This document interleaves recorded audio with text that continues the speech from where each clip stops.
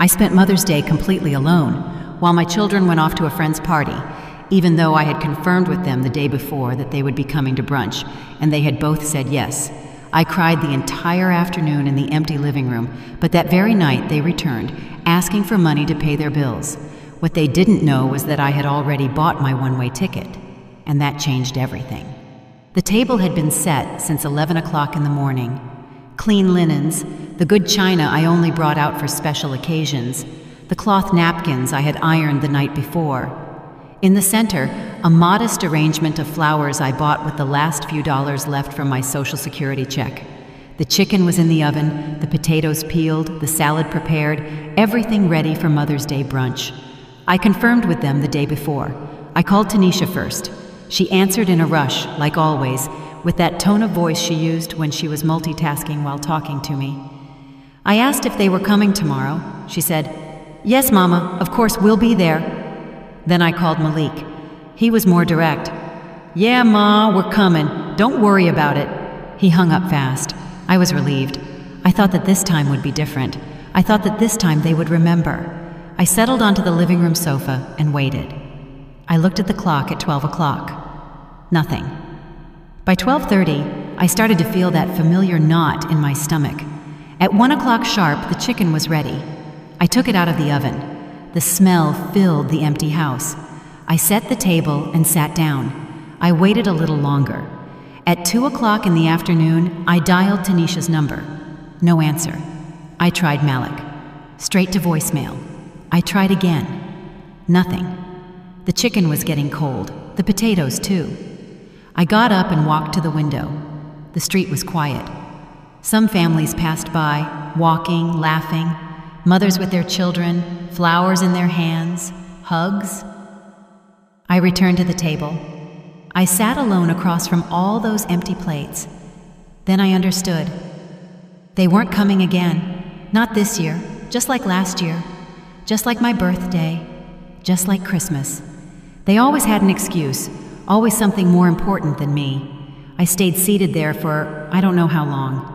The clock ticked to 3, then 4, then 5. The evening light began to shift. The shadows stretched longer in the room. Everything was so silent that I could hear my own breathing. I could hear the sound of my heart breaking once more. At 6 o'clock in the evening, I got up and put the food in the fridge. No one was going to eat it. I cleared the dishes, folded the linens, put away the napkins, and tossed the flowers in the trash. They were wilted anyway, just like me. I sat back down on the sofa, and that's when the tears started to fall. They weren't loud tears, they weren't dramatic sobs. They were silent tears, the kind that hurt the most because they come from deep inside, from the place where you keep all the disappointments you don't want to admit, the place where you know the truth but prefer to pretend it doesn't exist.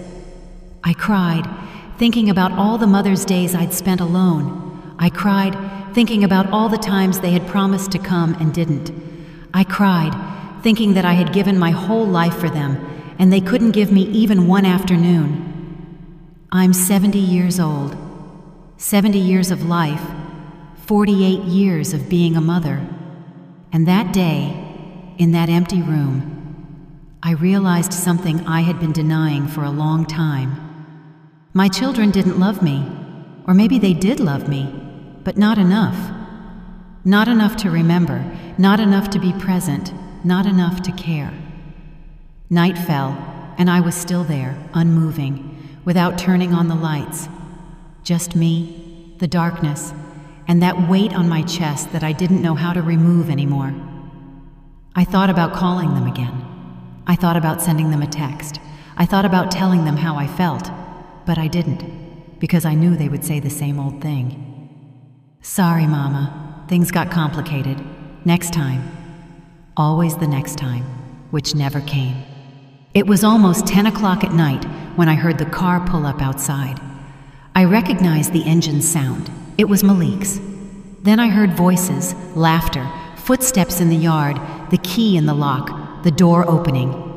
They flipped on the living room light and saw me sitting there in the dark, with swollen eyes, my soul shattered. Tanisha was the first to speak. "Hey, Mama, we just thought we'd stop by."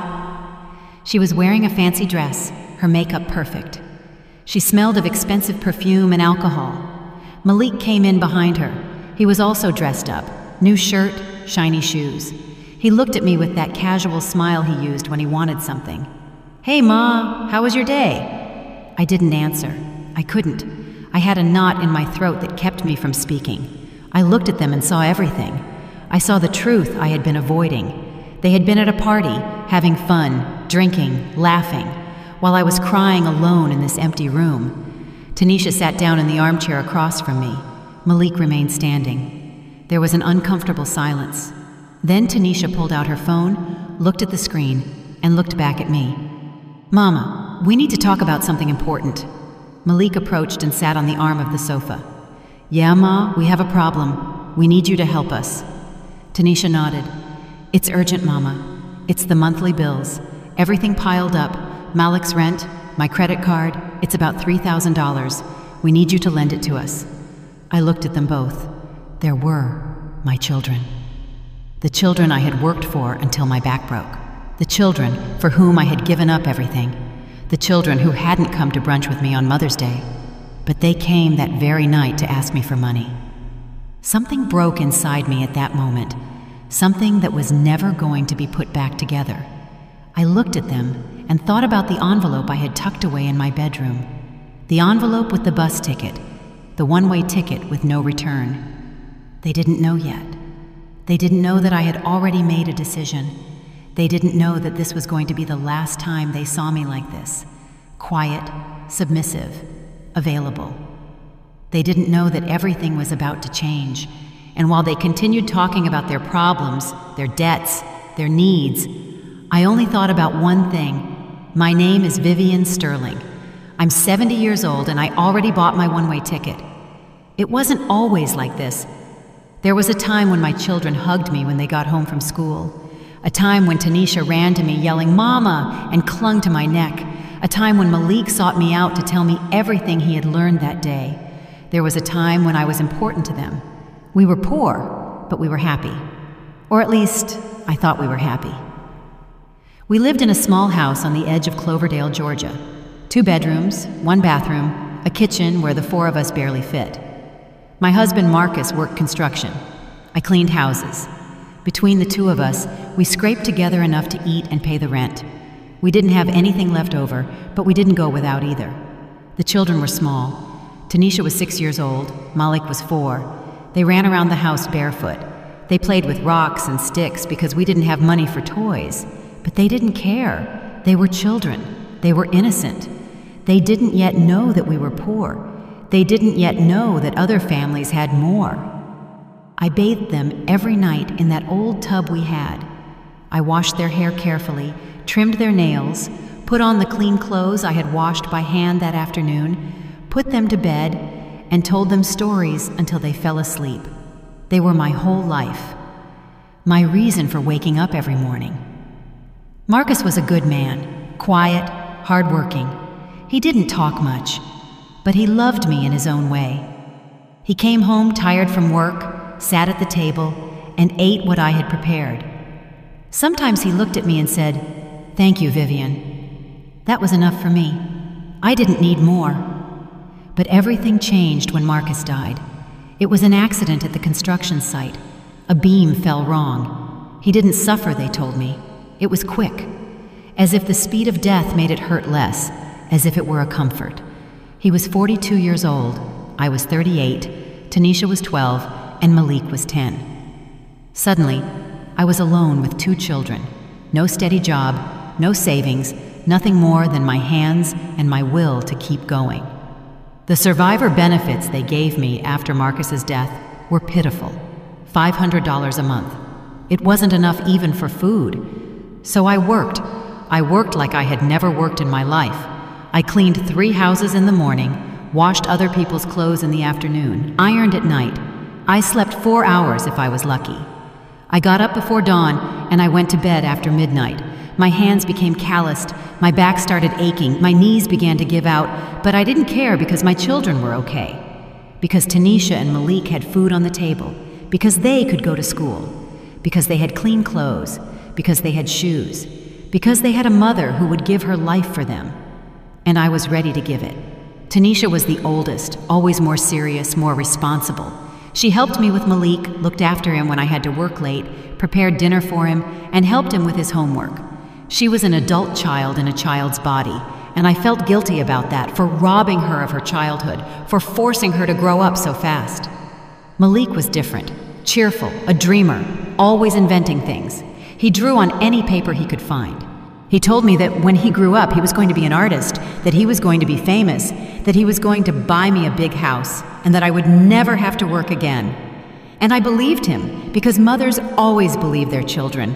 The years passed. They grew up. The house felt smaller and smaller.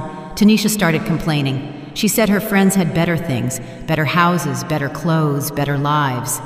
She looked at me with that silent reproach that hurt more than any word, as if it were my fault we were poor, as if I wasn't doing everything possible. Malik changed too. He stopped drawing. He stopped dreaming. He started hanging out with other boys. He came home late and wouldn't tell me where he had been. When I asked, he answered in monosyllables. He became distant, cold, like a stranger living in my house. But I kept working, kept sacrificing myself, because that's what mothers do. Because I thought that someday they would understand, that someday they would be grateful, that someday they would tell me, "Thank you, Mama, for everything you did for us." When Tanisha turned 18, she got a job at a downtown store. She started earning her own money. I thought she would help me. I thought that now that she was working, I could rest a little, but no. Tanisha saved every cent. She bought new clothes, new shoes, makeup, perfumes. She went out with her friends, and when I asked her to contribute something to the house, she looked at me like I was asking for her kidney. Malik barely finished school. He didn't want to go to college. He said college wasn't for him, that he was going to get a job, that he was going to make money, and that he didn't need more education. I didn't insist. I was tired of fighting. I was tired of everything. He got a job at a mechanic's shop. He earned little, but it was something. I thought he would stay with me, that he would help me with expenses, but after 6 months, he told me he was moving out. He had found an apartment with some friends. He needed his space. He was a man now, and he couldn't stay living with me forever. I remained silent. I didn't tell him that I felt abandoned. I didn't tell him that I was afraid of being alone. I didn't say anything. I just helped him pack his things. I gave him money for the first month's rent, money I didn't have, money I took from my meager savings, and I watched him leave without looking back. Tanisha left 2 years later. She met a man, fell in love, and got married. She didn't invite me to the wedding. Well, she did invite me, but it was one of those obligatory invitations you make because you have to. I went to the wedding. I sat in a corner. No one talked to me. No one introduced me. No one made me feel important. I was just the mother of the bride, an afterthought, an obligation. Tanisha's marriage lasted 3 years. Then she divorced, came back to my house crying, telling me the man had cheated on her, that he had treated her badly, that she needed a place to stay. I took her in. Of course I took her in. She was my daughter. But she didn't thank me. She stayed for 6 months, recovered, met another man, and left again without saying goodbye. Malik never married. He had girlfriends, many girlfriends, all fleeting, all the same. He introduced them to me when he needed to impress them. "Look, this is my mama. Bless her heart, she lives alone, always so sacrificial." And they looked at me with pity. With that pity that makes you feel small, invisible, unnecessary. The years kept passing. I kept working, even though I couldn't clean houses like before, even though my back hurt so much that there were days I couldn't get out of bed, even though my hands trembled, even though my knees wouldn't hold me up. But they kept coming. Tanisha and Malik kept coming when they needed something. Money, almost always. $200 for rent, $300 for a debt, $500 for an emergency. They never quite explained. And I gave. I always gave, even if I had to skip buying my medicine, even if I had to eat less, even if I had to turn off the heat in winter to save, because they were my children, because I loved them, because I thought that someday they would change, that someday they would grow up, that someday they would realize everything I had done for them. But that day never came. And while I waited for that day, they kept taking, kept asking, kept forgetting about me until that Mother's Day. Until that day, I sat in the empty living room, crying, waiting, slowly dying inside. And they arrived that night, smelling of partying and having fun, of a life I never had, and asked me for $3,000 as casually as asking for a glass of water. That's when something clicked in my head, when I understood that this was never going to change, that they were never going to change, that I could keep giving and giving until I dropped dead, and they would keep taking without thanks, without remembering, without loving. That night, I didn't give them the money. I told them I didn't have it. Tanisha got mad. She made that face she made when things didn't go her way. But Mama, you always have something tucked away. You always help us. It can't be that right now. You have nothing. Her voice had that accusatory tone, as if I owed her something, as if it were my obligation to solve her life. Malik was more direct. Ma, we seriously need this money. It's not a whim. These are real debts. If we don't pay, we're going to get into trouble. He looked at me, expecting me to give in. Because I always gave in. I always ended up giving them what they asked for, even if it left me with nothing. But this time, I didn't give in. I looked at them and told them no, that I didn't have that money, that I barely had enough to live on, that my Social Security check was only $1,200 a month, and that I had to pay for electricity, water, food, and medicine with that I had nothing left over, that I couldn't help them this time. Tanisha got up from the armchair and exhaled in frustration. Unbelievable, Mama. Right now, when we really need you, you can't help us. Malik also stood up. Well, then we'll have to figure it out some other way. Thanks anyway. His thank you sounded empty, fake, like everything that came out of his mouth lately. They left without saying goodbye, without asking how I was, without noticing that I had been crying all afternoon, without seeing the table I had set for them, without caring that it was Mother's Day and they had left me alone. They left and closed the door, and I stayed there again, in that empty living room, in that empty house, in that empty life. I stayed awake all night. I couldn't sleep. My mind wouldn't stop going over everything, the years, the sacrifices, the times I had gone without eating so they could eat, the times I had worked sick to pay for their school, the times I had given them even what I didn't have, and they didn't even remember. They weren't even grateful. To them, I was just an ATM, a place to come when they needed something, a resource, not a person, not their mother, just a source of money that should always be available. The next day, I got up early. I hadn't slept, but I got up anyway. I made myself a cup of coffee, sat in the kitchen, and made a decision. I was going to investigate. I was going to know the truth, because something didn't add up. Malik had a job. Tanisha did too. Both of them earned more than me. So why did they always need money? Where was all their income going? I opened my phone and went onto social media, something I almost never did because I didn't quite understand how those things worked. But Tanisha had shown me once. She had shown me how to search for people, how to see their photos. I searched for Tanisha's profile first, and there it all was. Photos and more photos. Tanisha in expensive restaurants, Tanisha in new dresses, Tanisha on trips to the beach, Tanisha at parties, Tanisha with drinks in her hand, Tanisha smiling, Tanisha living a life that, according to her, she couldn't afford. A life full of luxuries while she was asking me for rent money. I kept scrolling. More photos, more restaurants, more clothes, more trips, posts from a week ago, 2 days ago, yesterday, last night. A picture from the party she went to instead of coming to brunch with me. She was with her friends, all made up, all in fancy clothes. The description read, "Perfect day with my favorites. Hearts, emojis, happiness, a perfect day." While I was crying alone in my house, while I was waiting for them to come, while I was saving the food no one was going to eat. A perfect day. I searched for Malik's profile. More of the same. Photos at bars, photos with friends, photos with new motorcycles, photos in designer clothes, photos at concerts, photos at events. A full life. An expensive life. a life that didn't match someone who couldn't pay his bills. I stared at those photos for hours. I felt a strange feeling in my chest.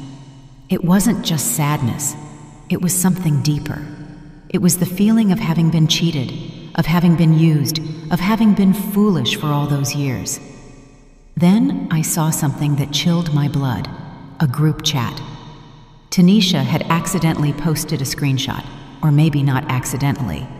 Maybe she didn't care who saw it. It was a group called the Sterling Kids. It was just the two of them, Tanisha and Malik. The screenshot showed part of a conversation. Malik had written, "Did you ask the old woman yet?" Tanisha replied, "Not yet, but I know how I'm going to work her. I'll tell her it's urgent. You know how she is. She always falls for it." Malik, "LOL. Yeah, poor thing. But hey, that's what she had us for, right? To take care of her when she's old, and in the meantime, she can fund us a little longer." I read that once, twice, 3 times. I couldn't believe what I was seeing. The old woman, poor thing, fund us a little longer. That's how they talked about me. That's what they thought of me. As a burden, as a future obligation, as someone to make fun of. In the meantime, I closed the phone. My hands were shaking. I felt nauseous. I got up and went to the bathroom. I looked at myself in the mirror. I saw a 70-year-old woman, tired, worn out, with deep wrinkles, completely white hair, sad eyes, hands deformed from working so much. This was me, Vivian Sterling, the woman who had given her whole life for 2 children, who called her the old woman. The woman who had broken her back, working so they could have everything she never had. The woman who kept giving them money while they mocked her in their private chats. I went back to my bedroom and opened the drawer of my nightstand. I took out an old box where I kept important papers, documents, receipts, and proof of payments. I started reviewing everything. I mentally tallied up how much money I had given them over the last 5 years. $20,000. In 5 years, I had given them $20,000. Money I took from my Social Security check, money I saved by not buying things for myself, money I borrowed and was still paying back, $20,000 that they spent on parties, clothes, trips, and whims, while telling me it was for emergencies, for urgent debts, for necessities. They lied to me. They had always lied to me, and I had always believed them, because that's what foolish mothers do, believe their children even when all the signs say they shouldn't. I put the papers away, closed the box, and sat on the edge of my bed. In that moment, I understood something fundamental.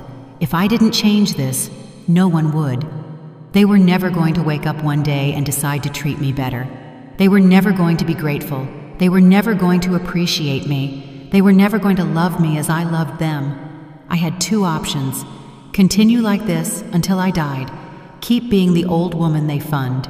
Keep giving them everything until I had nothing left, until I died alone and forgotten in this house, while they continued with their perfect lives, posting happy photos online. Or I could do something different, something I had never done, something that scared me just to think about. I could choose myself for the first time in 70 years. I could think about me. I could do something for me. I got up, went to the living room, and turned on the old computer I had, the one Malik had given me years ago when it was too slow for him. I went online and searched for retirement communities near the coast. I don't know why I searched for that. Maybe because I had always dreamed of seeing the ocean, of living near the water, of hearing the waves, of feeling the breeze. Things I never did because I was always too busy giving my life to others. Several results popped up. Quiet places, communities for older adults, small but respectable homes, affordable prices. Far from this city, far from this life, far from them. I wrote down some numbers, some names, some addresses. I turned off the computer, and there, sitting in the room where I had cried the day before, I started planning something I never thought I would do. I started planning my escape, my freedom, my new life. A life where Vivian Sterling wouldn't be the old woman, where she wouldn't be the funder, where she wouldn't be the forgotten mother. a life where I could simply be Vivian, a woman, a person, someone who matters. But first, I needed to know more. I needed to understand exactly how deep the deception went. I needed to see with my own eyes who my children really were. So I decided to do something I had never done. I decided to investigate them, follow them, and observe them without their knowledge. I called Eleanor Johnson, my old neighbor, the only person in this world who still treated me like a human being. I had helped her years ago when her husband died. I lent her money, I gave her food, I comforted her in her grief, and she never forgot it. Unlike my own children, Ellie knew how to be grateful. Ellie answered on the second ring. "Vivian, it is good to hear your voice. How are you?" Her voice was warm, real. We talked for a while. I told her a little, not everything. I couldn't tell her everything. I asked her for a favor. I needed her to help me get information. I needed to know where my children were going, what they were doing, and who they were with. Ellie didn't ask why. She just said, "Count on me." We arranged to meet the next day. That night, I slept a little better. Not because I was calm, but because for the first time in a long time, I felt like I had a purpose, a plan, a direction. I was no longer just the woman who waited. Now, I was the woman who acted. Ellie came to my house the next morning. She brought coffee and pastries. She sat with me at the kitchen table and listened. I told her everything. I showed her the screenshots I had saved. I showed her the receipts for the money I had given them. I showed her the photos on social media. Everything. Ellie listened in silence. When I finished, she just took my hand and said, "Vivian, this has to end." And I knew she was right. It had to end, but not just any way. It had to end the right way, a way that would give me back my dignity. Ellie knew people. She had contacts. Her nephew worked at a law firm. She told me she could get me an appointment, that he could help me organize my things, my papers, my money, my life. I accepted. 3 days later, I was sitting in an office across from a young lawyer. His name was Avery Jones. He was about 35. He was serious but kind. He offered me water and asked me to tell him my situation, and I talked. I talked more than I had talked in years. I told him about my children, about the money, about the lies, about how they treated me. I showed him everything I had collected. He took notes. He asked questions, questions no one had ever asked me, questions about me, about what I wanted, about what I needed. Avery explained several things to me. He explained that I was not obligated to give my children money, that they were adults responsible for their own lives, that I had the right to live peacefully, that I could do whatever I wanted with my money, my house, and my time. He talked to me about wills, bank accounts, and inheritance. He told me I could change everything, that I could protect the little I had, that I could make sure that when I died, my things would go to whoever I decided, not necessarily my children. That conversation opened my eyes. I had never thought about those things. I always assumed that everything I had belonged to them, that when I died they would inherit, that was the natural order. But Avery made me understand that I could decide, that I was still alive, that I still had a voice, that I still had power. I asked him how much his services cost. He gave me a price, $500 for all the paperwork. It was a lot of money for me, more than I had available. But Ellie had lent me the money. She told me to pay her back when I could, or not to pay her back at all, that the important thing was for me to be okay. I hired Avery that same day. He asked for documents, deeds, bank papers, and receipts. I told him I would bring him everything. We agreed to meet the following week to start the process. I left that office feeling different, stronger, clearer, as if someone had turned on a light in a dark room where I had been living my whole life. Now I could see things as they were, not as I wanted them to be. That night I reviewed all my documents, the house deed, my old will, my bank accounts, my pension. Everything was in order, but nothing was the way I wanted it. The old will said everything went to Tanisha and Malik in equal parts, the house, the money, everything, as if they deserved it, as if they had done something to earn it. I decided that was going to change, but not yet. First, I needed to observe more, understand more, see how far their lying went, how deep their disrespect was. I needed to be completely sure before making decisions I couldn't reverse. I started following them discreetly, like an amateur detective. I knew where Malik worked and I knew where Tanisha lived. I started passing by those places, observing, taking mental notes. I saw Malik leave the mechanic's shop one Tuesday afternoon. He wasn't alone. He was with a young woman, very young, maybe 25 years old. They got into a new car, a car I didn't recognize, an expensive car. They drove off together, laughing, holding hands. I followed them on the bus. They went to a downtown restaurant, one of those places where the plates run $50. I watched them go in. I saw them sit next to the window. I saw them order wine. I watched as Malik showed her the menu, how he smiled at her, how he treated her like she was someone special. My son, who told me he couldn't pay his rent, was spending $100 on dinner. My son, who was asking me to borrow money, was in a new car. My son, who was supposedly broke, was living like he was swimming in money. I stayed outside the restaurant. I waited. I don't know why I waited. Maybe because I needed to see more. I needed to confirm what I already knew. They came out 2 hours later, still laughing, still happy. They kissed on the street, got into the car, and left. I returned home on the last bus of the night. I arrived tired, sad, but also surer, more convinced that what I was doing was right. The next day was Tanisha's turn.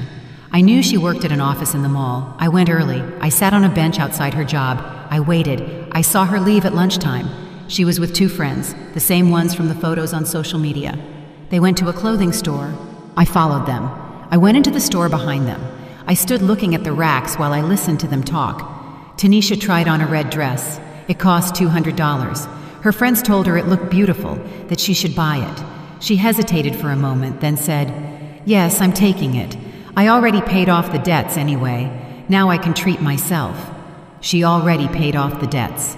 The debts she asked me for $3,000 for 2 weeks ago. The debts that supposedly had her desperate.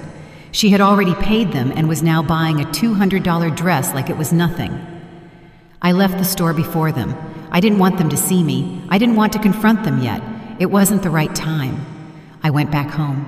I sat in my room and took out an old notebook I had. I started writing down everything I had seen, the dates, the places, the expenses, the lies. I called Avery the next day and told him what I had discovered. He listened to me. He said that all of it was useful, that it would help me make better decisions. He asked me if I was sure about what I wanted to do. I told him yes, surer than ever. We started the process. Avery drafted a new will, one where I decided who inherited what. He prepared documents to change the beneficiaries of my bank account. He prepared everything so that when I died, my children would not automatically receive anything, or they would receive the minimum, whatever I decided to give them. But we also talked about something else. We talked about what to do while I was alive. Avery suggested I open a new account, an account my children didn't know about, where I could keep my money, where they couldn't ask me because they wouldn't know it existed. I did exactly that. I opened an account at a different bank. I transferred most of my pension to that new account. I left only the minimum in the old account, just enough to make it seem like I barely had enough to live on, which was true. But now I had a little saved, a little that was only mine, a little that no one was going to take from me. I also started selling things, old things I had in the house, furniture I no longer used, clothes that no longer fit me, books, dishes, things I had accumulated over 50 years of life. I sold them online with the help of Ellie, who understood those things better than I did. It wasn't much money, 50 here, 100 there, but it added up. I saved every cent in my new account, my secret account, my escape fund, because that was what I was planning. An escape, a way out, a way to disappear from this life that was slowly killing me. Every day that passed, I was surer. I didn't want to continue like this anymore. I didn't want to be the mother who begged for crumbs of affection. I didn't want to be the old woman who funds them. I looked up bus tickets. I looked up distant destinations, places where no one knew me, where I could start over, where Vivian Sterling could be someone different, someone free. I found a coastal town about 600 miles from here, a small, quiet place with cheap houses, with a view of the sea, with that ocean I always wanted to see. The ticket cost $70, one way. I saved that information. I hadn't bought it yet, but I knew I would soon. In the meantime, I kept pretending. I kept being the same Vivian as always when Tanisha or Malik called, which was rare. Very rare. 2 weeks passed without hearing from them. Not a call, not a text, nothing, as if I didn't exist, as if I had died and no one had noticed. But I was fine. For the first time in a long time, I was fine being alone, because I knew that loneliness was temporary, because I knew I was doing something, that I was taking control, that I was building something new. Ellie came to visit me often. We drank coffee. We talked. She told me about her grandchildren, about her life. I told her about my plans. She supported me. She told me I was doing the right thing, that I deserved to be happy, that I deserved to live for myself. One day, she said something that stuck with me. Vivian, you gave 50 years of your life for them. Now it's time for you to give yourself at least 10 years for you, before it's too late. And she was right. I was 70 years old. If I was lucky, I had 10 or 15 more years left. And I wanted to live them, truly live them. Not just exist, waiting for my children to remember that I had a name. I signed the new papers with Avery, the new will, the bank documents, everything legal, everything in order. He gave me copies. He explained that now everything was protected, that I had done the right thing. He shook my hand as we said goodbye. He told me, "Take good care of yourself, Mrs. Sterling. You deserve the best." I left that office feeling light, as if a weight had been lifted off me, a weight of years, of decades, of a lifetime carrying guilt that wasn't mine. That night, I sat in front of the computer. I bought the ticket, a bus ticket, one way, destination, Coastal Haven. A town I didn't even know, but that would soon be my home. The departure date, in 2 months, enough time to organize everything, to tie up loose ends, to say goodbye to this life without making a sound. The ticket was tucked away in the drawer of my nightstand. I looked at it every night before sleeping. It was my reminder, my promise, my hope. In 2 months, I would leave here. In 2 months, I would be free. But before leaving, I needed to do something. I needed them to know. I needed them to understand what they had done.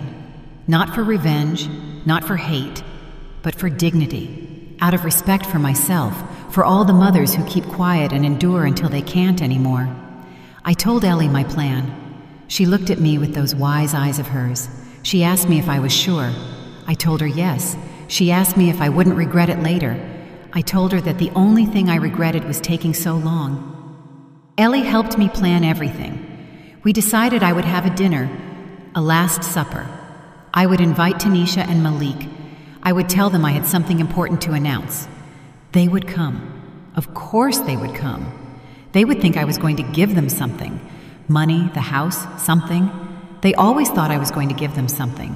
But this time it would be me who took. I would take my life back. I would take my dignity back. I would take my name back. We set the date. Saturday in 3 weeks. Enough time to prepare everything. Enough time to ensure I wouldn't back out. I called Tanisha first. She answered on the 4th ring.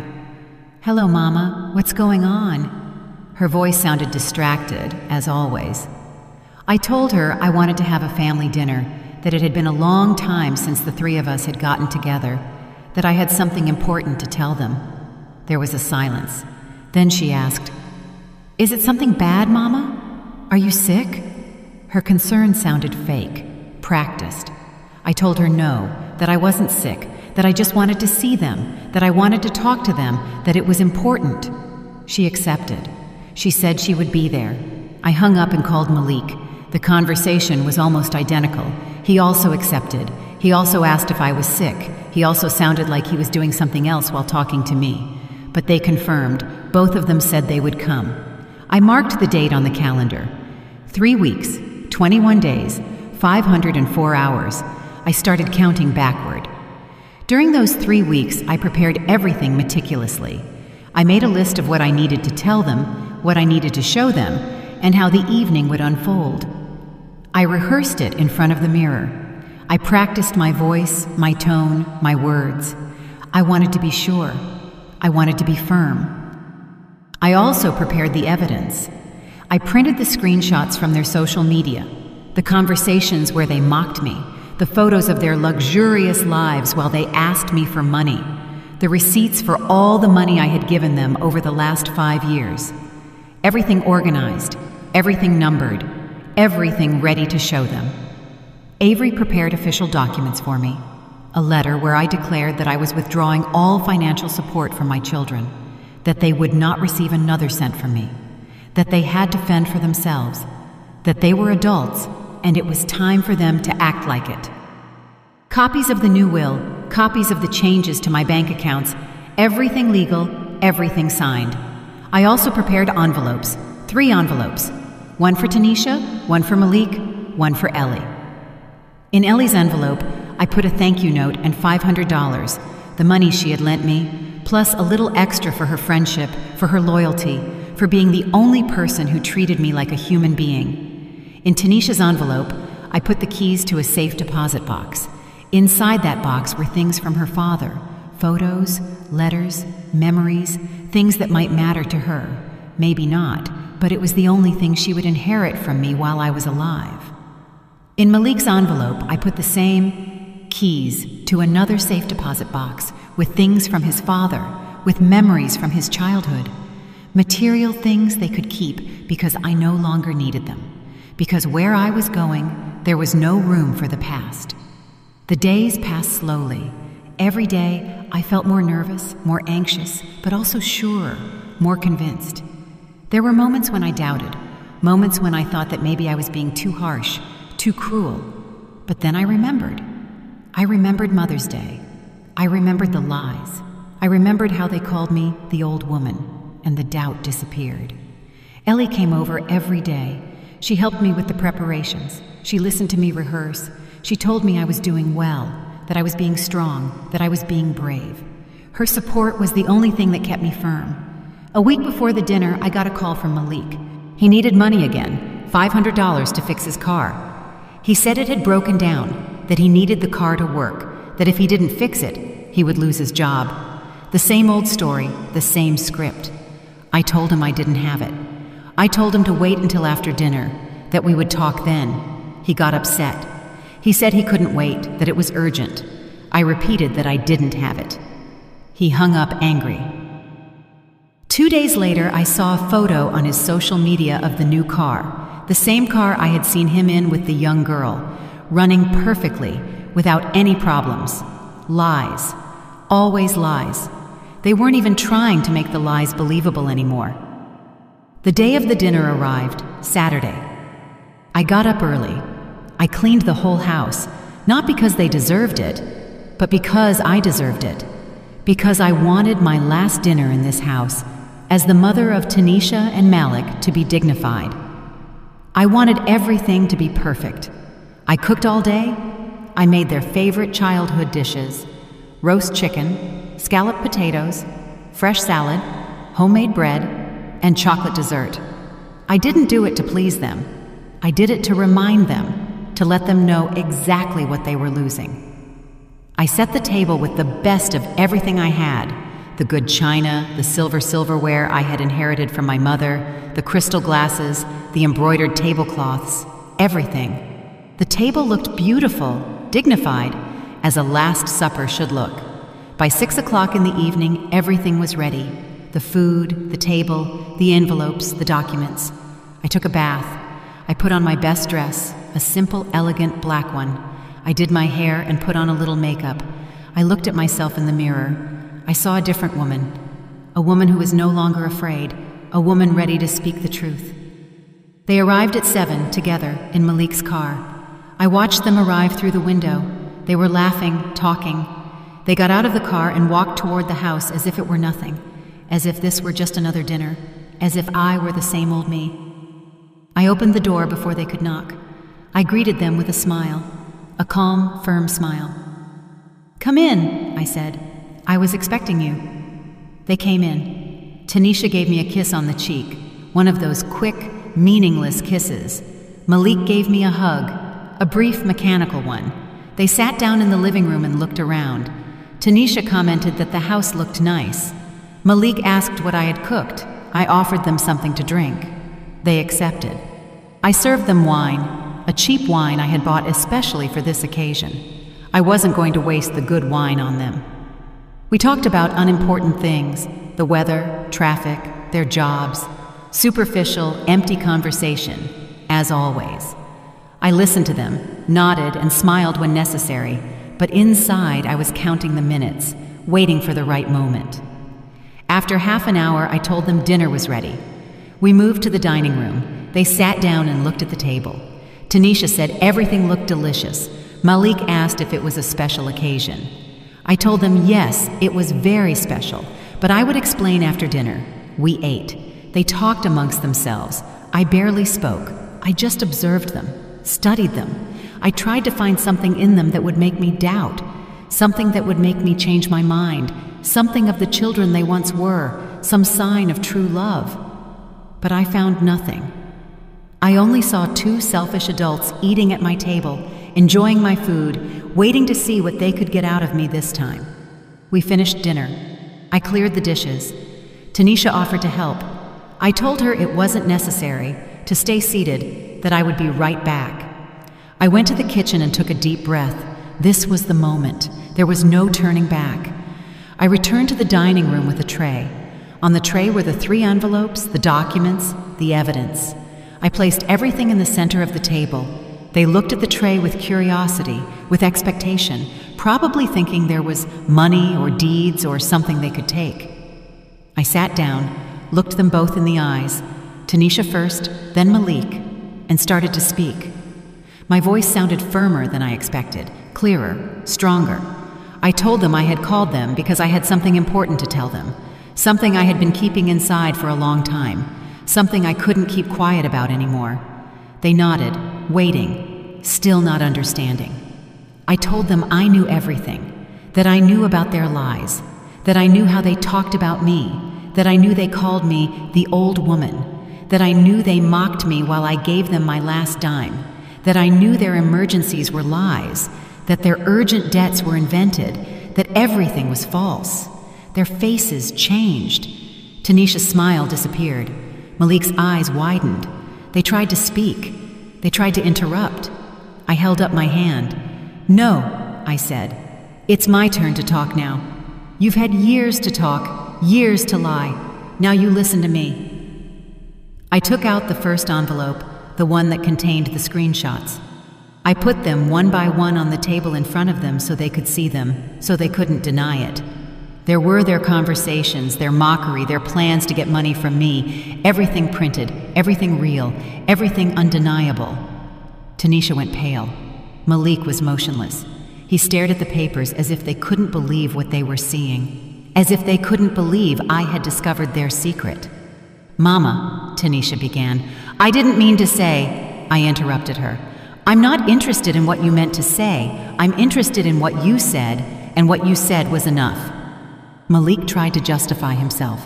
"Mama, that was months ago. We were just kidding. We didn't mean it." I looked him directly in the eyes. "Don't lie to me anymore, Malik. Don't disrespect me by continuing to lie to me in my own house. Those conversations were from 2 weeks ago, and you weren't kidding. You were saying what you really think of me." I took out more papers, the receipts, the entire list of the money I had given them over 5 years, $20,000 in total. I put it in front of them. $20,000, I said. That's what I gave you in 5 years. Money you asked for emergencies, for urgent debts, for survival. Or so you told me. Then I took out the photos from their social media. Tanisha in expensive restaurants, Malik with his new car, both of them on trips, both of them in designer clothes, both of them living lives they clearly could afford while telling me they were broke, while asking me for money I didn't have. "This is what you were doing with my money," I said. "While I ate cheap rice and beans to save, while I stopped buying my medicine to give to you, while I broke myself so you could be comfortable, you spent my sacrifice on luxuries, on whims, on things you didn't need. Tanisha tried to speak. Mama, let me explain. There is nothing to explain, I said. The numbers don't lie. The photos don't lie. Your own words don't lie. The only ones lying here are you, and you have been doing it for years. Malik got up from his chair. This is ridiculous, Mama. You're overreacting. You're attacking us over some private conversations. Everyone says things they don't mean when they're with friends. I watched him stand up. I didn't move. He didn't intimidate me. Sit down, Malik. I'm not finished. Something in my voice made him obey. He sat down. Tanisha had tears in her eyes, fake tears. Tears of shame at being caught, not tears of true remorse. I knew the difference. I told them about Mother's Day. I told them exactly how I felt. I told them I confirmed with them the day before, that they said they would come, that I prepared everything, that I waited, that I cried all afternoon in that empty room while they were at a party, while they were having fun, while they didn't care about me at all. Tanisha sobbed. Mama, I'm so sorry. It was a mistake. We should have come. A mistake? I repeated. A mistake is forgetting to buy milk. A mistake is being late. What you did wasn't a mistake. It was a choice. You chose a party over your mother. You chose your friends over me. And then you had the nerve to come here that same night and ask me for money. Malik had his head down. He wouldn't look at me. He knew he had no defense. He knew everything I was saying was true. I told them that the night they arrived asking for $3,000 was when something shifted inside me, when I understood that it was never going to be enough, that I was never going to be important to them, that I was just a source of funds. I took out the documents Avery had prepared, the new will, the bank changes. This is what I came to tell you tonight, I said. This is the important announcement I had to make. I showed them the will.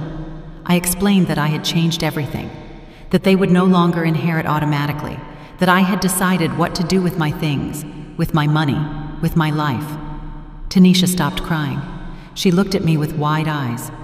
What does that mean, Mama? It means I took control, I replied. It means you won't manipulate me anymore. It means you won't lie to me anymore. It means you won't get another cent from me. It's over. Malik stood up again. This is crazy. You can't do this. We're your children. We have rights.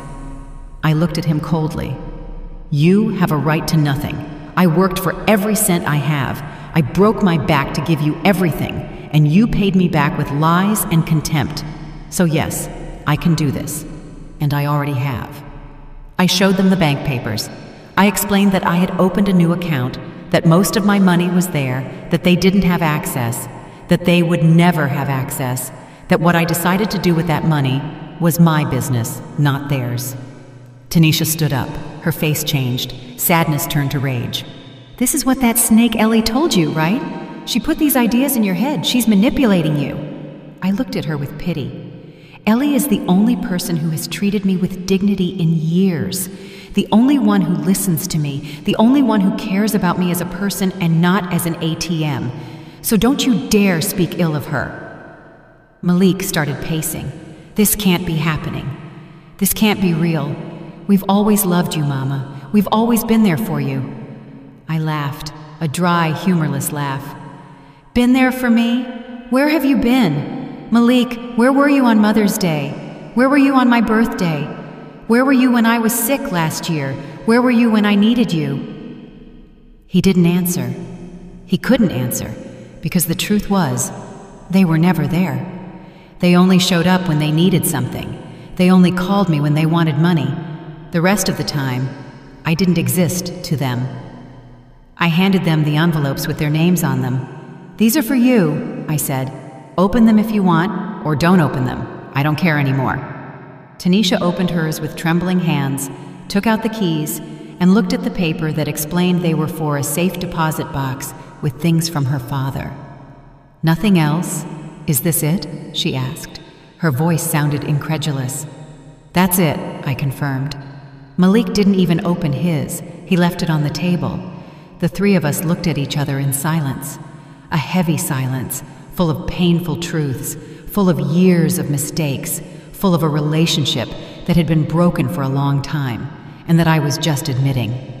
Tanisha tried one last resort. "Mama, please, can we fix this? We can change. We can be better children. Give me a chance." I shook my head. "You had years of chances. Every Mother's Day I spent alone was a chance to change. Every time I gave you money I didn't have was a chance to be grateful. Every time I forgave you was a chance to be different. There are no more chances left." Malik came up to me. He took me by the shoulders. "Mama, this is a mistake. You're angry. I understand, but don't make decisions you're going to regret. We're your family. We're all you have." I removed his hands from my shoulders.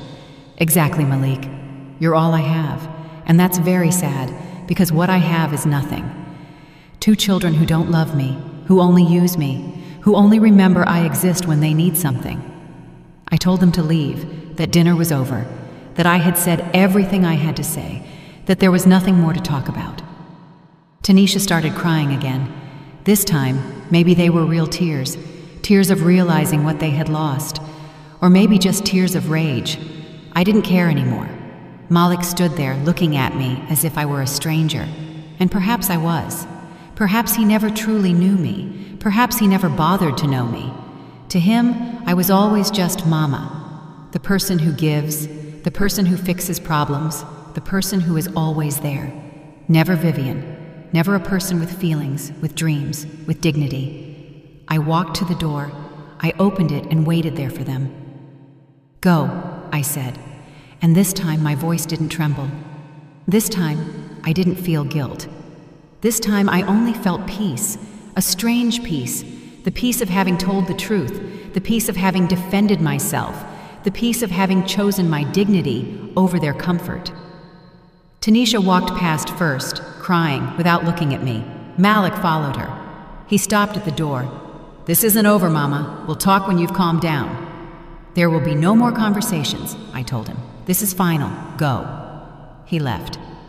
I watched them walk toward the car. I saw them get in. I saw Malik slam his hand on the steering wheel in anger. I saw Tanisha wiping her tears. I saw the car start.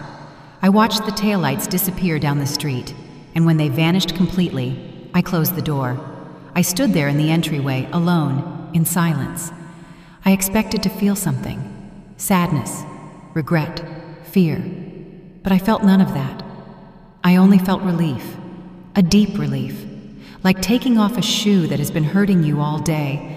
Like letting go of a weight you have carried for so long that you forgot what it feels like to be without it. I went back to the dining room. I looked at the table, the dirty dishes, the scattered papers, the open envelopes, all the mess of the truth. I started clearing up. I washed the dishes, put away the food, and cleaned the table. And with every item I put away, I felt that I was also putting away a piece of the past, a piece of the old Vivian, the one who endured, the one who kept quiet, the one who settled for crumbs. That Vivian was staying here, in this house, in this life, because in 2 months, the new Vivian would get on a bus and never look back. The days after that dinner were strange, silent. I expected them to call me, to look for me, to try to make things right, but they didn't. A week passed, then 2. Not a call, not a text, nothing. It was as if I had ceased to exist for them. At first, it hurt. I won't lie. It hurt to realize that even after everything, even after showing them the truth, they didn't care enough to try to win me back. But then I understood something. Their silence was the confirmation I needed, the final proof that I had made the right decision. Ellie came over every day. She brought me company. She helped me pack, because I had started packing, little by little, 1 box at a time. Clothes I was going to take, books, old photographs. Not many things, just the essentials. Because where I was going, I didn't need the past. I only needed enough to start over. I hired a real estate lawyer. I put the house up for sale, the house where I had lived for 42 years, the house where I raised my children, the house where my husband died, the house full of memories, some good, most painful. It was time to let it go. The lawyer told me he could get a good price, $100,000. It was an old house, but in a decent neighborhood. There were interested buyers. He said we could close the sale in a month. Perfect, I told him, just in time. I didn't tell Tanisha or Malik that I was selling the house. I didn't owe them an explanation. This house was mine. It was in my name. I had paid for it with my labor, with Marcus's pension money, and with my own savings over all those years. They had no right to it while I was alive. I started giving things away, old furniture, appliances I no longer needed. I gave them to the neighbors, to the people in the neighborhood who had always been kind to me, people who greeted me on the street, who asked how I was, people who treated me with more respect than my own children. Ms. Eva Carter from the corner took the dining room table, the same table where I had just had that dinner with Tanisha and Malik. She was so happy. She hugged me. She thanked me 1,000 times. She told me she would take good care of it, and I knew it was in better hands than if I had left it to my children. Mr. George Thomas from the building next door took the sofa. I gave the television to the lady who sold flowers on the corner. Everything that left the house made me feel lighter, as if I were casting off moorings, preparing to float. One afternoon, 3 weeks after the dinner, there was a knock at my door. It was Tanisha, alone. She had a look of great consequence on her face, as if she had rehearsed what she was going to say. I let her in, not because I had forgiven her, but because I was curious to see what she wanted. She sat down in one of the few remaining chairs and looked around. She noticed things were missing. "Where's the sofa?" she asked. "I gave it away," I replied. Her face crumpled. "You gave it away? But that sofa was family property." "Yes," I said, "it was my family property. My family with your father, not your family. Now it belongs to someone who will appreciate it." Tanisha took a deep breath. "Mama, I came to talk, to try to fix things. I came to apologize." I looked at her without expression. "Go ahead," I said. "I'm listening." She started talking. She told me she had been thinking, that she had realized they had acted wrongly, that she regretted treating me that way, that she wanted a second chance. I listened to it all. When she finished, I asked her, "Did Malik realize it too? Does he also want to apologize?" She looked down. "He's a little more resistant. He says you exaggerated. He says you were too harsh, but I don't think so. I think you have every right to be angry." "A little more resistant," I repeated. "So he didn't come because he genuinely doesn't care. Only you came, and you came because you're worried about losing the inheritance, not because you genuinely care about me." Tanisha shook her head. "No, Mama, it's not about that. It's because I love you, because you're my mother, because I don't want to lose you." I got up, walked to the window, and looked out at the street. "You don't want to lose me," I said. "But you lost me years ago, Tanisha, when you decided your parties were more important than me, when you decided that lying to me was okay, when you decided that calling me the old woman with your brother was acceptable. You lost me in every moment you chose not to value me." "But we can make up for lost time," she said. Her voice sounded desperate. "We can start over now. I can be better. I can visit you more. I can call you more often. We can do brunch together. Whatever you want." I turned around and looked at her. "It's too late for that," I told her. Then I told her I had sold the house, that I was leaving, that I had bought a bus ticket to a place where she wouldn't be able to find me, that I was going to start a new life, a life where Vivian Sterling wouldn't just be someone's mother, where she would simply be Vivian. Her face went pale. "You're leaving? Where? When? For how long?" Those were the wrong questions. The right questions would have been, "Why are you leaving? What did we do to make you reach this point? How can we make you stay?" But she didn't ask them, because deep down, she only cared about knowing where her inheritance would be. "I'm not going to tell you where," I replied, "or exactly when. And I'm not going for a little while. I'm leaving forever." Tanisha stood up. "Mama, this is crazy. You can't just leave. What are people going to say? What are we going to say when they ask about you?" There was her real concern. What are people going to say? "They'll say whatever they want," I said. They can say I died. They can say I went crazy. They can say whatever makes them feel better. It's not my problem anymore. You two stopped being my problem. She started crying. Real tears this time, or at least they seemed real, but they didn't move me anymore. I had cried enough for both of them. You can't do this to us, she said through sobs. We're your children. We need you. You don't need me, I replied. You need my money. You need the security of having an inheritance waiting for you. You need to be able to say you have a mother when it's convenient, but me, the person I am, you have never needed.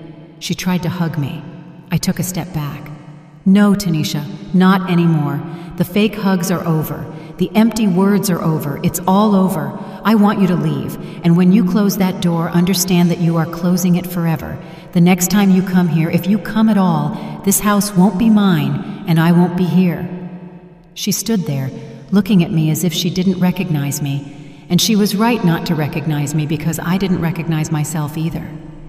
This new Vivian was someone I had never been before, someone who defended herself, someone who said no, someone who chose her own happiness over guilt. Tanisha walked toward the door. She stopped and turned around. If you change your mind, she said, if you decide to stay, if you decide to give us another chance, please call me. I'm not going to change my mind, I said. This is my final decision, and it's the best decision I've ever made in my entire life. She left. She closed the door slowly, as if closing it slowly could make it hurt less.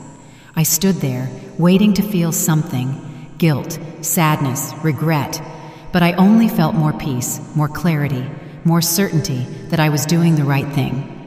That night, Ellie came for dinner. I told her about Tanisha's visit, about what she had said, about how she had left.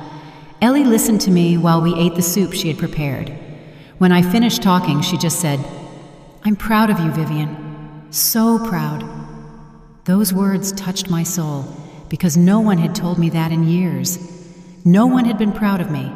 My children never were. Marcus perhaps was, but he never said it aloud. Ellie was the first person in decades who made me feel like I was doing something right, something brave, something important. I gave her the envelope with her name on it. She opened it, saw the money, and tried to give it back to me. No, Vivian, this is too much. I don't need it. I lent it to you from the heart. Ellie, I insisted. You have been more family to me in these last few months than my children have been in years. Please accept it. Not just as payment, but as thanks for seeing me, for listening to me, for treating me like a person. She finally accepted. She hugged me, a real hug, one of those that means something, one of those that makes you feel that you are not alone in the world. We cried together, but they weren't sad tears. They were tears of liberation, of friendship, of two older women who understood each other without needing explanations. The following days were a whirlwind. The house buyer rushed the process. He wanted to close in 2 weeks. Perfect, I said. The faster, the better. I signed papers, documents, transfers, everything legal, everything necessary so that when I left, there would be no loose ends. Avery helped me with everything. He made sure the sale money went to my new account, the account my children didn't know about, $100,000. It was more money than I had ever had in my life, and it was all mine to do whatever I wanted with.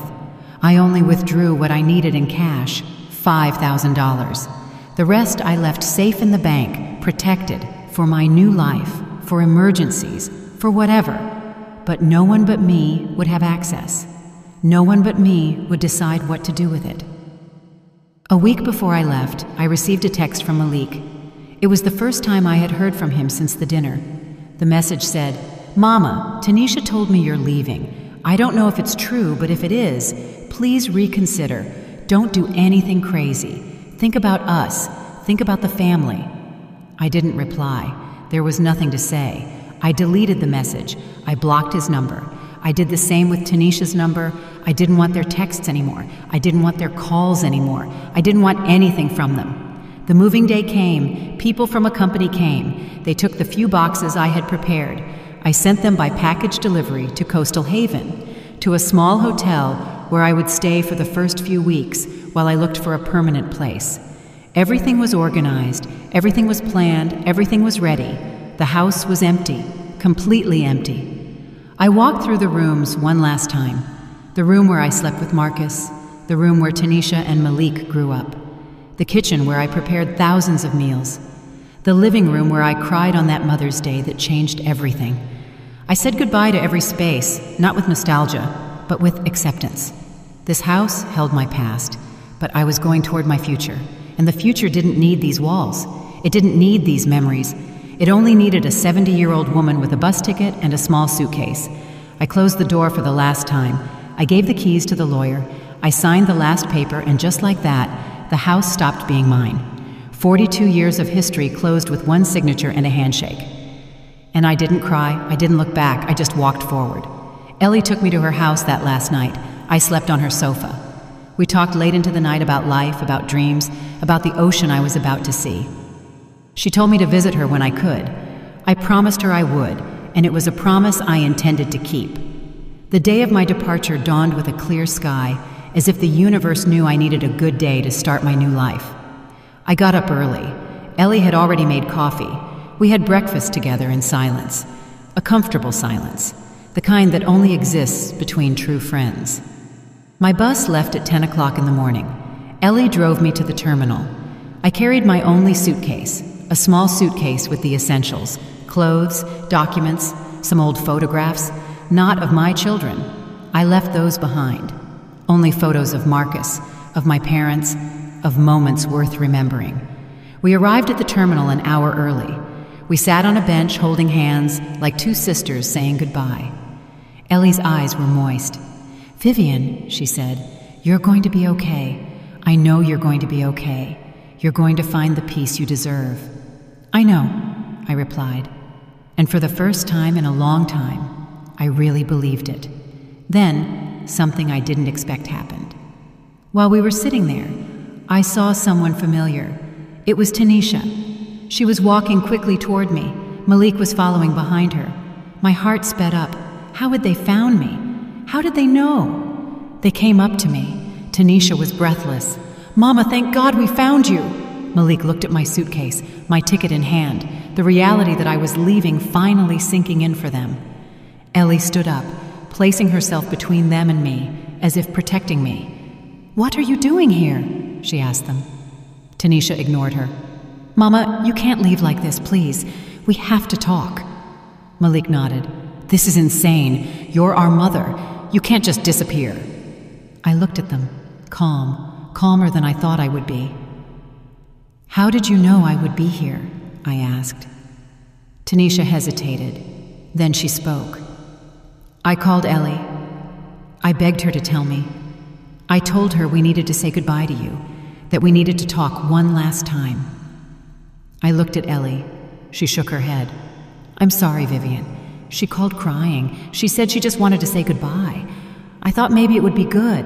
I thought maybe you needed that closure." I wasn't angry with Ellie. I understood why she did it. She had a good heart. She thought she was doing the right thing. "It's okay," I said. "It's fine." I stood up. I faced my children. "You have 5 minutes," I told them. "Tell me what you came to say." Malik spoke first.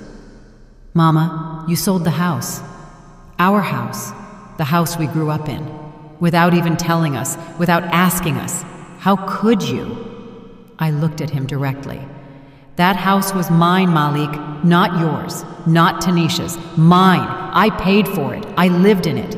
I decided what to do with it. You have no right to it." "But it's our inheritance," Tanisha said. "It's what you were going to leave us. It's our future." "Your inheritance," I repeated. "Your future. It's interesting that you only think about what you will receive when I die, never about what you could give me while I'm alive. Never about how you could make my last years good. Only about what you will inherit." "That's not true," Malik said. "Of course, we think about you. Of course, you matter to us." I laughed, a bitter laugh. "If I mattered to you, you wouldn't be here complaining about the house. You would be asking me why I'm leaving, asking me if I'm okay, asking me what I need. But no, you only care about the money, as always. Tanisha started crying again. Mama, please, don't leave hating us. Don't leave like this. We can change. I swear we can. We can be better. Give me a chance. Give me time to show you I can be the daughter you deserve. I looked at her. You had 50 years to be that daughter, Tanisha. 50 years. I don't have any more time left to wait. I took 2 envelopes from my purse, the last 2 envelopes I had prepared. I handed them over, one for each of them. This is the last thing you will receive from me, I said. Open them when you leave. Not now, when you leave. Tanisha took her envelope with trembling hands. Malik left his in his pocket without looking at it. What's inside? Malik asked. A letter, I replied, telling you everything I couldn't say all these years, everything I kept quiet, everything I endured, everything you deserved to hear a long time ago, and also something else, something you need to know. Tanisha opened her envelope, despite me telling her to wait. She took out the letter and started reading. Her face changed. She paled. She looked at Malik. Malik, you have to read this. He took out his envelope and read too. Both of them looked at me with expressions of shock. In those letters, I had written the complete truth. I told them about every sacrifice. Every time I ate less so they could eat more. Every time I skipped buying my medicine to pay for their school. Every time I worked sick so they could have new clothes. I included numbers, dates, details they never knew or chose to ignore. I also told them about the money. I told them exactly how much I had received from the sale of the house, $100,000. I told them that they wouldn't see a cent of that money while I was alive, that I would use it to live out my last years as I wished, without asking anyone for permission, without feeling guilty. I explained that I had changed my will, that when I died, the little that remained would be divided as follows: 50% for Ellie, for being the only person who treated me with dignity. 25% for a charity organization that helps abandoned elderly women, and 25% divided between the 2 of them, if they were still alive to receive it. This can't be legal, Malik said. There has to be some law that protects children, that gives us a right to inheritance. I looked at him with pity. It is completely legal, Malik. Avery made sure of that. I have every right to do what I want with my money, with my property, with my life, and this is what I chose to do. Tanisha was still crying. But Mama, you don't have to leave. Stay. Live close to us. We can take care of you. We can be more present, please. I already bought the ticket, I said. I already closed the sale. I already said goodbye. There is no turning back. This is final. They announced my bus. Departure to Coastal Haven, gate number 6. Final call. It was my signal, my moment. I picked up my suitcase. Ellie hugged me tightly. Take good care, she whispered in my ear. Write me when you arrive. Call me when you can. And above all, be happy. You deserve it. I promised her. I turned to leave. Tanisha grabbed my arm. Mama, wait, please. Just tell me one thing. Do you hate us? I stopped. I looked her in the eyes. I don't hate you, I said. But I don't love you enough to keep sacrificing myself for you either. And that's the difference. Love has to be mutual. It has to be reciprocal. And ours never was. Malik stepped forward. Then what are we now? What are we to you? Nothing, I replied, and the word sounded harsher than I intended, but it was the truth. You are nothing to me because I was always nothing to you, just a source of funds, just an obligation, just someone who was there because she had to be. Now I don't have to be, and I chose not to be. I walked toward the boarding gate. They followed me a few steps. Then they stopped, as if they finally understood that there was nothing else to do, nothing else to say, that this was real, that their mother was truly leaving, and that they had caused it. I showed my ticket. The driver checked my bag. He told me to get on board. I climbed the steps of the bus and found my seat. It was next to the window. I sat down and looked outside. Ellie was there, smiling at me, waving goodbye. Tanisha and Malik were behind her, motionless. watching as the bus prepared to leave. The engine started. The bus began to move, slowly at first, then faster. I watched Ellie get smaller. I saw my children standing there, unmoving, probably processing what had just happened, processing that their mother had left them, that their source of money was gone, that they no longer had anyone to turn to when they needed something. The bus pulled out of the terminal and onto the highway. The city began to disappear behind me. The streets I knew, the familiar buildings, the neighborhood where I lived my whole life, everything was being left behind. And with every mile we traveled, I felt that I was breathing better, that my chest was expanding, that my heart was beating more calmly. I leaned back in the seat and closed my eyes. I thought about everything I had left behind, the house, the memories, my children, my entire life. I thought about everything I had gained: freedom, dignity, the chance to be myself, to live for me, to see the ocean. I opened my eyes and looked out the window. The landscape was changing. It was no longer buildings. It was fields, trees, mountains in the distance. Beauty I had never stopped to appreciate because I was always too busy, too tired, too worried about others. An older lady was sitting across the aisle. She smiled at me. "Traveling alone?" she asked. I nodded. "Yes, I'm traveling alone to start a new life." She smiled wider. "How brave," she said. "At our age, there are still people who dare to start over. I congratulate you." I thanked her, and I realized that I was brave, that leaving everything known to seek something better required courage. And I had it. The bus continued its journey. Hours passed. We stopped in some cities. People got on, people got off.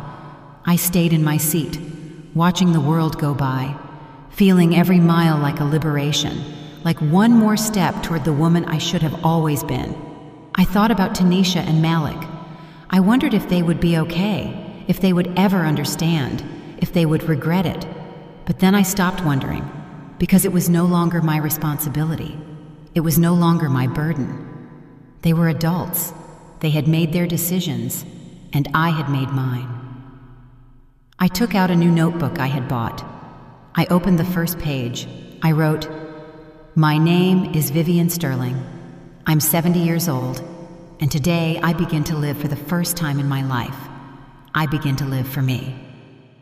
The bus arrived at Coastal Haven at dawn the next day. I had traveled all night.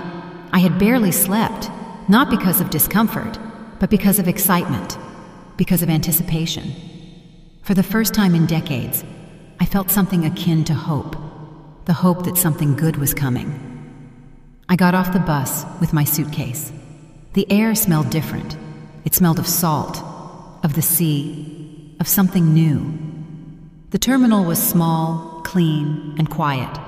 Nothing like the chaos of the city I had left behind. I took a cab. I gave the address of the hotel, a simple place I had booked online with Ellie's help. The cab drove through narrow streets, past low houses painted in light colors, past people walking slowly, without haste, without the stress that permeated the city. We passed the boardwalk, and there I saw it, the immense ocean, shimmering under the morning sun. I was breathless. I had never seen the ocean. 70 years of life, and I had never seen the ocean. It was always a distant dream, something other people did, something I never had time or money for. But now, it was right in front of me. Real, beautiful, waiting for me. The hotel was small but cozy. The owner's name was Brenda Hayes, a woman in her 60s, kind with a ready smile. She welcomed me as if she had known me forever. "Welcome to Coastal Haven," she said. "You're going to be very happy here." I had a feeling she was right. My room faced the ocean directly. I opened the window. The breeze rushed in, fresh, salty, full of possibilities. I sat on the bed, looked at that infinite horizon and cried, but not from sadness, from relief, from gratitude, for having arrived, for having had the courage to arrive. I unpacked my few things, took a shower, put on clean clothes, and went down for breakfast. Brenda served me coffee and freshly baked bread. We talked.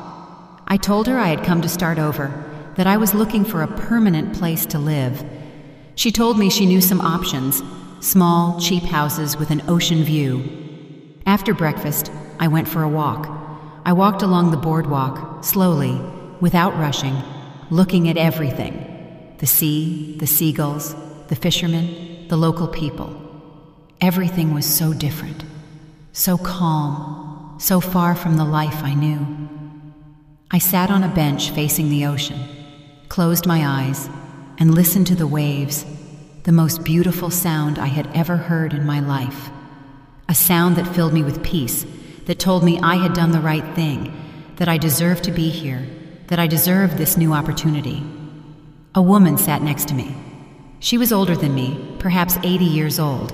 She wore a large hat and dark glasses. "Good morning," she said. "Good morning," I replied. "Beautiful day," she commented. "Every day is beautiful here." I smiled at her. "It's my first day in Coastal Haven." She nodded. "I know. It shows on your face, that face of someone who has just discovered something wonderful." She said her name was Miss Gloria Jenkins, that she had lived there for 20 years, that she too had come to escape something, a life she could no longer bear, people who hurt her, and that it had been the best decision of her life. I felt identified. We talked for hours. She told me about the town, the people, the pretty places, what life was like there, quiet, simple, without the complications of the city. She told me there was a community of older women, women who, like us, had come seeking peace, seeking to start over. She invited me to a group that met on Tuesdays, a reading group, a knitting group, a conversation group, a friendship group. I accepted without hesitation. For the first time in years, I wanted to socialize. I wanted to meet people. I wanted to make friends, because now I had time. I had energy. I had the desire to live. The following days were spent exploring. Brenda took me to see several small houses. I saw 5, 6, 7, until I found the perfect one, a small single-story house, 2 bedrooms, a kitchen, a living room, a small front yard, and a back deck with a direct ocean view. It cost $50,000. I had the money. I could pay for it. I made an offer that same day. The owner accepted. We closed the deal in 2 weeks. I signed papers, transferred the money, and just like that, for the first time in my life, I bought a house that was only mine, not shared with a husband, not thinking about leaving it to my children, just mine, for me, to live as I wished. I moved in a week later.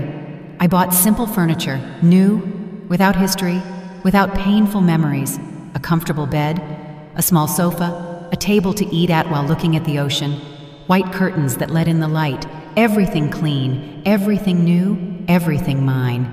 I started a routine. I got up early, made coffee, sat on the deck, and watched the sunrise over the ocean, something I never thought I would do. Then I walked on the beach, collected shells, dipped my feet in the cold water. I felt alive in a way I had never felt. In the afternoons, I read books I had always wanted to read but never had time for.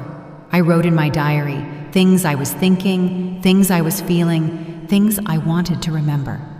At night, I cooked for myself, food that I liked, without thinking about anyone else. Just me. I joined Gloria's group. I met other women, Ms. Eva Carter, 68, Mr. Ronald Davis, 75, and others, all with similar stories. All had left something behind. Difficult families, painful marriages, ungrateful children, all seeking the same thing, peace, dignity, a second chance. We quickly became friends. We met twice a week, sometimes more.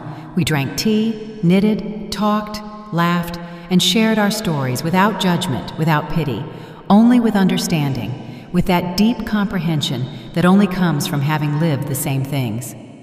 Months passed. I called Ellie every week. I told her about my life, my house, the ocean, my new friends. She told me about the city, about the neighbors. She never mentioned Tanisha or Malik, and I never asked. That chapter was closed. I didn't want to reopen it.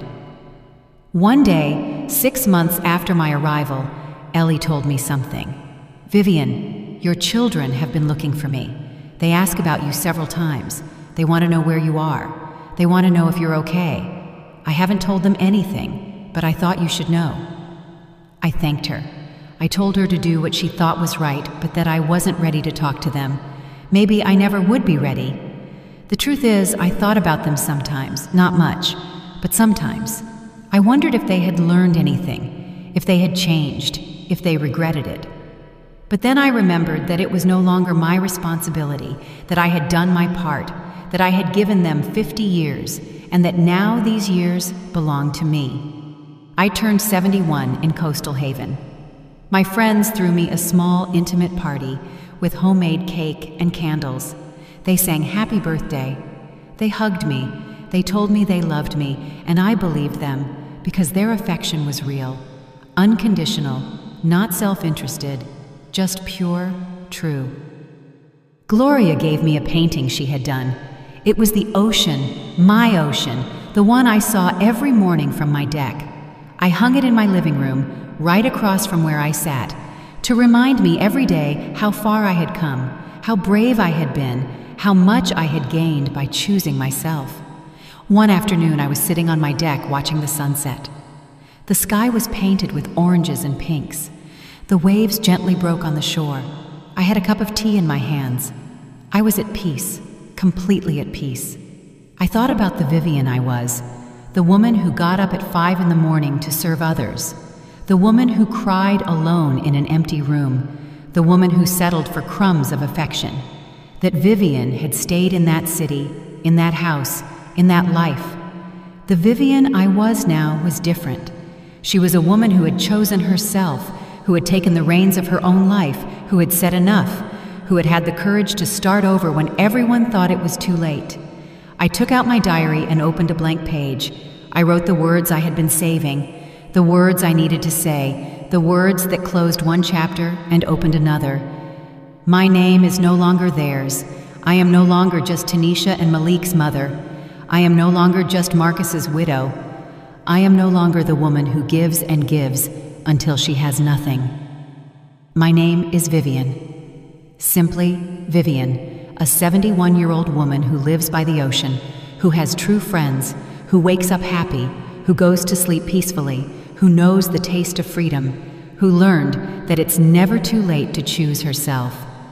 My story with them ended, but my story is just beginning, and this story is only mine. No one can take it from me.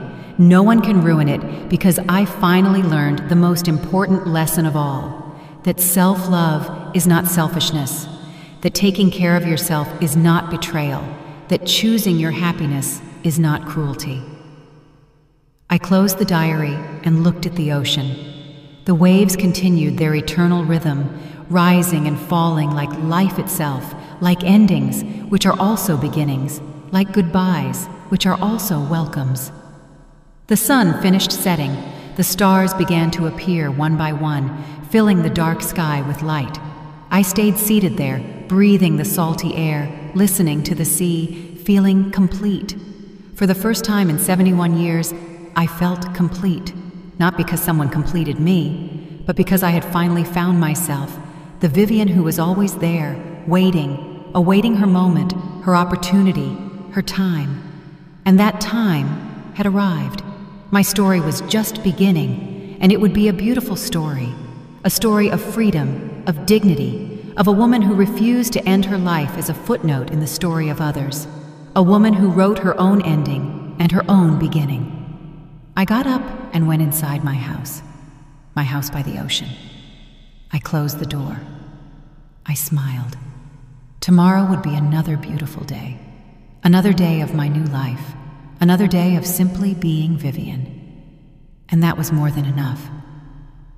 I'm really glad you're here and that I could share my story with you. If you liked it, show me by liking the video and subscribing to my channel. Let's see how many of us there are. Write in the comments which city you're watching from and what time it is. I'm so curious to know where all you wonderful people are tuning in from. If you want to support me a little extra, you can also send a small donation. I share new life stories for you every single day. And now, 2 of my most popular stories will pop up on the screen so you can choose what to watch next.